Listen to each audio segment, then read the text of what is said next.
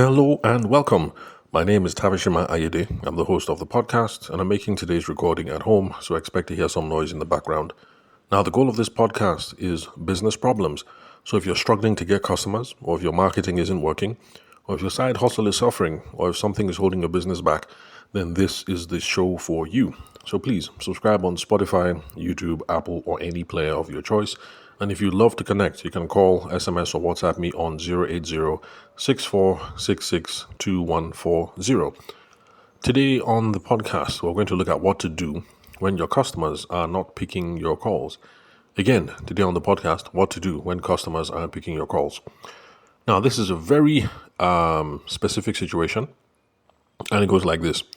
If you've been listening to the diary sessions that I've been making over the last 2-3 weeks, you are aware that I've been doing some work with a solar company that is based out of Lagos, and they have a 3-person sales team that handles inbound leads. Inbound just means you have set things up so that customers have to call you instead, so that the job of your salespeople are basically just to sift through leads and try and figure out who is serious, who is curious, do we have a good deal here or not. And one person in the sales team is Sheon. He's the youngest person in the team. Well, not in age, but as per, how will I put it, tenure with the company. So he's the youngest in the company. And for one particular customer, he called and there was no answer. And then the customer sent a text message saying, "Where are you located?" And of course, so he responded by saying, "Our headquarters is in Lagos, and we have operations in Abuja, Port Harcourt, and Asaba." And he tried calling the customer again so he could talk some more, because as a salesperson, what you're supposed to do is qualification and discovery. What that means is when somebody calls into your company, you're trying to figure out who is this person, what problem do they have, what's the extent of the problem, all those sorts of things, because that's what's going to determine how you will carry on the conversation and the relationship. So, of course, you try calling and the person did not answer. The next thing, the customer sent an SMS saying, "What is the cost implication for solar for a 3-bedroom bungalow in Lekki?" And if you've been following, right now you can see that there's a pattern, which is Sheon calls, the guy doesn't pick up, and then the person sends a text message. And so, essentially, we're now wondering, or rather, Sheon was wondering, what do I do in this situation? I would like to have a phone conversation with the customer so that we can do qualification and discovery. Because when it comes to solar, solar is not like groundnut. You have to ask lots of questions. You have to try and figure out, okay, well, now we know 3 bedrooms, but we now have to try and figure out exactly what is it that is being powered. How many AC units, how many deep freezers, how many fridges, how many fans, how many TVs, do they have gaming console, what else, all kinds of things. Okay, maybe gaming console is not that significant, but the other things that you have to look into before you deliver a quote. You can't just deliver a quote through a text message just like that, because, like I said, it's not as if you're pricing groundnut. So that was the problem in this case. What to do when there's a customer who doesn't answer the phone call. All right. So let me put it this way. Okay, before I go into answer the question, there's one thing I want to point out. Now, a lot of you who are in sales, or maybe you own the business, sometimes a customer asks a question and you guys just provide the answer. That is not bad, but you actually should be taking things one step further. Because whenever people ask you questions, you need to know the reason behind the question, because that will inform what it is you're going to do next. So like in this case, where a customer reaches out to the business and says through a text message, "Where are you located, please?" If you just respond and say, "Our headquarters is in Lagos and we have operations in Abuja, Port Harcourt, and Asaba," you don't know if you have adequately responded to what it is that they had in mind. So you can provide that information by saying, "Our headquarters is in here and we have operations in here, here, here, and here. I hope you don't mind me asking, why were you asking that question?" The person might just say something like, "Well, I prefer not to deal with vendors who are out of state." And then, of course, you can now continue the conversation by saying, "Oh, okay, so where are you located?" And, the conversation will flow organically from there. But if the person says, "I prefer not to deal with vendors out of state," and you ask another question like, "Okay, why? Is it because you're worried about the costs that are going to be involved, and the person says that, you now know how to continue the conversation, knowing that now you are out of state. Cost is a concern, but at least asking the question brings all these things to the fore, and it helps determine how you're going to move the conversation. Because sometimes people are asking not because of costs, but just because of security and credibility. They want to be sure that you're within arm's reach and they can drive in and come and have a look. And if that's the case, that the person just wants to deal with a company that's within arm's reach and stuff like that, you can even move along the sales process by saying, "Oh, fantastic. Since you have that concern, this is our office address. Would you like to come in on Monday morning? And then we can have the rest of the conversation there." So these are things you can do to move the sales process along. But basically, what I'm trying to say is, whenever customers ask you a question, just don't take it at face value and provide the answer. Yes, provide some sort of answer, but then always try and figure out why are they asking the question. It is going to help a lot in determining how you move the sales process along. So now let's go back to Shehu and this situation. The customer doesn't want to pick the call, but obviously in this case we need more information because solar pricing and solar solutions are complex solutions and they depend on several factors. So it would be nice to have a conversation. It would be nice. It would be ideal. But in what to do next, we have to consider this thing. Now, as a general business philosophy, we have to be multimodal in our approach. What multimodal just means is we have to meet people on whatever native field they like, and we have to continue with them where comfortable.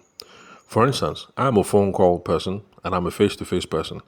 So I would like to have a phone call with you, and I would like to have a meeting with you either in your office or we meet in a general place. But not everybody is open for that. So I meet people wherever they're comfortable. If I try the phone, but it looks like you're a WhatsApp person, we will continue on WhatsApp.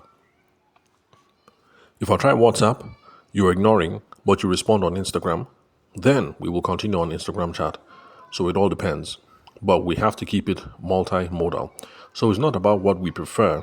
It is about what the contact or the potential customer prefers. Now, some of you might think, this is weird. Maybe I'm being unnecessarily, like I'm just manufacturing stuff, but I'm not. And let me give you a real life example. There's a certain influencer that we did some work together. I can't remember her first name, but her surname is Idahosa. And we were both resource people at the Coca-Cola event where we spoke about artificial intelligence and how that can improve your career choices, help you advance in your career and in your business. So, for Madame Idahosa, I have her phone number, but she doesn't pick calls. Well, at least she doesn't pick my calls. She doesn't respond to my WhatsApp messages. But if I wake up at night at 2:54 a.m. and I send her an Instagram message, let's say, I woke up to go and use the toilet, and then I send a message at 2:54. By the time I wash my hands and I get back to bed, and let's say the time is now, 2:56, she's responded. And I find that kind of odd, but that's just how some people are. Some people prefer what they prefer. There are some people who, they're email people.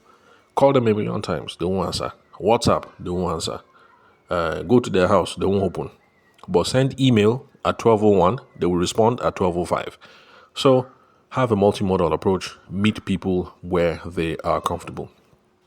Now, if we're going to look at things in this case, now, because this person is not picking up the phone and they're sending a text message asking for the price, does that mean we should just give them a price?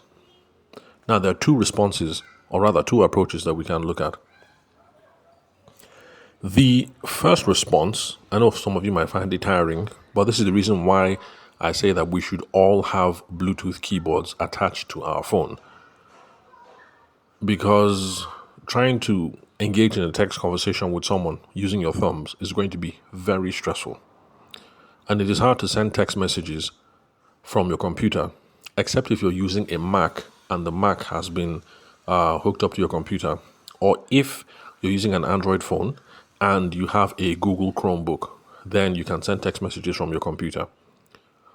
Other people who don't have these options available, that's you don't have a Google Chromebook, or you don't have an Apple Mac, then the next best thing actually is just to get a Bluetooth keyboard connected to your phone so you can have text conversations.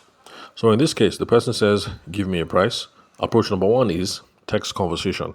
Just know that you have this conversation, but you will have it by text. And you have to follow certain guidelines to make sure that you're having an effective text conversation. Because not everybody who knows how to text, how to have a conversation effectively over text. Then another approach you can do is to send over a range of prices by text, but then use that to try and book an appointment for a phone conversation or an office visit or whatever. So let me repeat, these are the two approaches.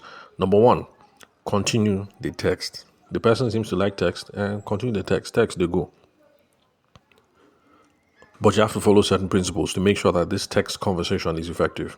Then option number two is you text a range of prices and then use that to try and book an appointment for a phone call, for a Zoom call, for an office visit, or whatever.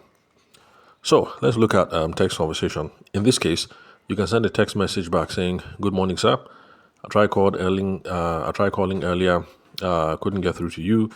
Yes, I would love to give you the cost implications you've asked for, but I need more details so that I can give you an accurate cost. Will you be running air conditioners in all 3 bedrooms? Full stop." And then you send. Now, the reason why I'm using this as one example is this. There are some salespeople who will try and front load all the questions into one text message. That is bad. That is wrong. You're overwhelming the person. If you respond and say, "Good morning, sir. I tried calling earlier. Couldn't get through to you. I want to give you the cost implications, but we still need more information for an accurate cost. Can you please supply answers to the following questions? Number 1, your location. Number 2, how many AC? Number 3, how many fridge? Number 4, how many computer? Number 5, how many TV? Number 6, how many this?" You can see that it's too much. You're overwhelming the customer. When it comes to text conversations, whether on WhatsApp or on SMS, it's a good principle to limit yourself to one question only per text. Do not send somebody a text. You're trying to move the conversation along and you're asking them 5, 6 questions. Which one will they answer? When you're talking to somebody face to face, it's okay. It's still not the best, but it's okay because at least you're face to face and somebody can kind of gauge by looking which one you are more interested in getting an answer to. So when it comes to text conversations, one question only. And remember, this is a text conversation. That means people will be texting back and forth and the text will be plenty. I am sorry, but as a salesperson, this is just the nature of the job. These are just some of the things that we do to be able to afford the lifestyle that we have, which is the reason why I say if you have a MacBook and use an iPhone, take your iPhone, connect it to your MacBook. You will be able to send iMessage on your MacBook that way, so you don't have to pick up your phone and use your thumbs. If you have an Android phone, then hook up your Android phone to your Google Chromebook, no matter the make of the Chromebook, whether it is Lenovo or HP or whatever. So long as it's Google Chromebook and your phone is connected to the internet, you'll be able to connect your phone to your computer so that you can send text messages from your computer. That way you don't have to be fiddling using your thumbs. If neither option is available to you, then please just go and buy a Bluetooth keyboard. Unfortunately, with the economy, things have become more expensive. I bought mine at the time, my first one at the time when Bluetooth keyboards were 5K. So I don't know whether it's going to be 30K or 40K or 50K, but it's something you ought to invest in. Because to be honest, having text conversations by using your thumb and typing back and forth is tiresome. And since I've been in this business or any of my businesses, I have only met one person who is very comfortable typing with thumbs, and she types with her thumbs every day. In fact, she wrote her university thesis for her master's program on her phone using nothing but her thumbs.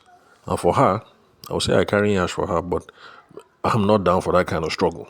So those are the options. So now back to the example that I gave. Well, we're going to limit it to one question at a time.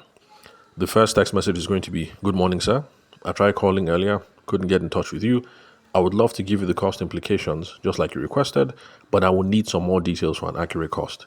Are you going to be running air conditioners in all 3 bedrooms? And then the customer will reply, well, the AC will run in my own room and Madame's room, but we don't have to run it all the time in the children's room. Then you now respond with another question. Okay, that's fine. I've made a note of that. What about other utilities that you have at home? How many fridges do you people have in the house? Question mark. That is only one question.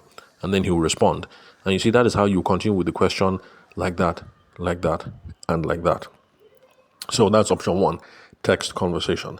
Now, option 2 would be to send a text, give a range of figures, and then try and secure an appointment. So the text message would now be something like this. Good morning, sir. Tried calling earlier. Couldn't get in touch with you. I'd love to give you the cost implications. But in our experience, bungalows of that size, to power them up for 24 hours power, could be anything between 12 million and 8 million. But either way, I would need to know some more about your property. Would you be open to a phone conversation, or can I come see you in the office so that we can talk about this? And then you send a text message, and then you see. Now, in this case, I'm not going to recommend which is best, but you can see that there are options for when you want to have a phone call. A phone call is the best thing to do, because in this case, actually, a phone call is the best thing to do, because I really think it's frustrating to be asking question after question. How many fridge? How many freezer? How many this? How many that? Over text. But, it's not about me. It's about the other person. But we have to be flexible. We have to be multimodal. Meet the people where they are comfortable. So option number 1 is text conversation. Limit yourself to only one question per text. Then option number 2 is send a text message with a range. But then the goal is you're trying to fix an appointment for when the person is free so that the person will have a phone call with you. So in summary, for this particular situation, those are some of the options of what to do when your customer know they pick call. But either way, just know, like I tell the people that I'm currently training in the solar company, just know that no matter what the situation is, there is a solution. It doesn't mean it's going to be 100% effective, but just know that every single problem has a solution. With enough time, with enough thinking power, we can sit down, we can brainstorm solutions, and we can come up with solutions that are going to help us move the sale and move our businesses and move our careers forward one step at a time. So that's it, and that's all. Remember, if you'd love to connect, you can call, SMS, or WhatsApp me on 080-6466-2140. Thank you for your time and attention. I'll catch you next time, same place, in your headphones or in your speakers.